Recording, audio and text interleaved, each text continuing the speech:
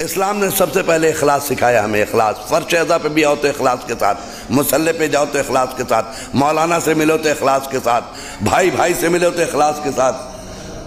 ہمارے درمیان اخلاص کم ہوتا جا رہا ہے، خلوص مٹتا جا رہا ہے، ہم سیلفش ہوتے جا رہے ہیں، خود غرض ہوتے جا رہے ہیں۔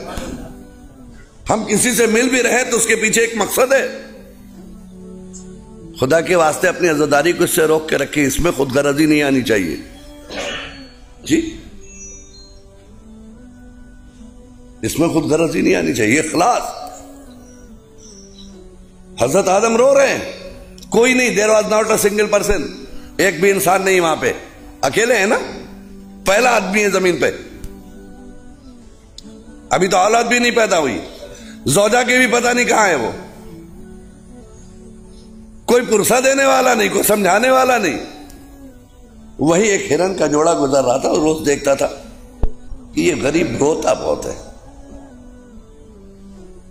بہت روتا ہے۔ دونوں جوڑے نے آپس میں بات کی کہ اس کی نسل کا پتہ نہیں کہاں ہے، یہ کون ہے، یہ کیا ہے۔ کہا ہم کچھ کر بھی نہیں سکتے بھائی، ہم جانور ہیں، ہم کیا کریں، ورنہ دل تو چاہتا ہے اس کے پاس جائیں، اس کو سمجھائیں، دو پیار کے جملے بولیں، اس سے ہمدردی کا اظہار کریں۔ تو دونوں نے آپس میں بات کی کہ ایک کام کرتے ہیں۔ کہا کیا؟ کہ ایک کام کرتے ہیں کہ اس کے پاس جا کے بیٹھتے ہیں، زبان نہیں جانتے ہیں نا، تو کم سے کم بیٹھنے سے یہ فائدہ تو ہوگا کہ اس کی تنہائی دور ہو جائے گی۔ دیکھیں اخلاص، دیکھیں کیا ہوتا ہے، اس کی تنہائی تو دور ہو جائے گی۔ کچھ بھی نہ کریں ہم، کم سے کم یہ تو کریں کہ ان کی تنہائی دور کر دیں، اس کے بعد جا کے بیٹھے۔ ہم کچھ نہیں کر سکتے، زبان نہیں جانتے، لینگویج نہیں جانتے، اس کی بھاشا نہیں جانتے، ہم جا کر بیٹھ گئے۔ محبت سے اپنے آدم کا چہرہ دونوں دیکھتے تھے، اپنی زبان بے زبانی سے اس کو کچھ کہنا چاہتے ہیں، مسکراتے ہیں، دیکھتے ہیں۔ آدم سمجھ گئے یہ غریب میرے محبت پہ بیٹھے ہیں، یہ غریب میرے محبت پہ بیٹھے ہیں، ورنہ یہ جانور چلنے والے گزر جائیں گے، ان کو شام کو کھا کے لوٹنا ہے گھر پہ۔ کافی دیر بیٹھ گئے تو اب دونوں ایک مرتبہ ان کی طرف جھک کے کہا کہ اجازت دیجئے میں چلوں۔ آدم نے اس کی پیٹھ پر ہاتھ رکھا، دونوں کی ہمدردی کا اظہار آدم نے بھی کیا کہ آئی ایم ود یو، میں بھی تمہارے ساتھ ہوں، یہ مت سوچنا تم میرے ساتھ ہو، میں بھی تمہارے ساتھ ہوں۔ یہ دونوں جب ہرنوں کے جھنڈ میں گئے، ہرنوں کے جھنڈ میں گئے تو سارے ہرن پاگل ہو گئے، اتنی اچھی خوشبو آ کہاں سے رہی ہے؟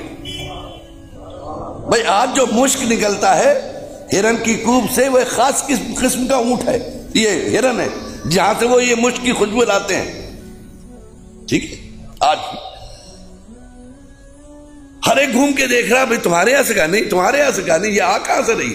آخر میں پتا چلا یہ دو جوڑے جو آئے ہیں ابھی یہ خوشبو لے کے، سب نے پوچھا بھائی اتنی خوشبو کہاں سے؟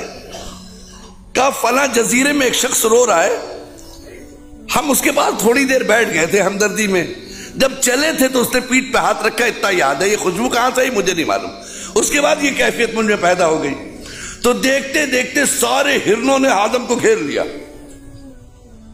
اب آدم ہرنوں کے جھنڈ میں ہے، اور جب سب چلنے لگے آدم نے سب کی پیٹھ پر ہاتھ پھیرا، خوشبو کسی کو نہیں ملی۔ تو اللہ بھیڑ نہیں دیکھتا، اخلاص دیکھتا ہے۔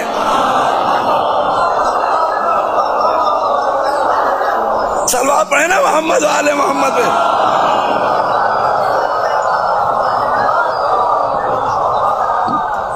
اس کے دربار میں اخلاص دیکھا جاتا ہے، بھیڑ نہیں دیکھی جاتی ہے۔ خلوص کتنوں کے پاس ہے؟ ٹھیک، کسی نے معصوم سے کہا تھا، امام سے کہا تھا مولا اس سال حاجی بہت آئے ہیں،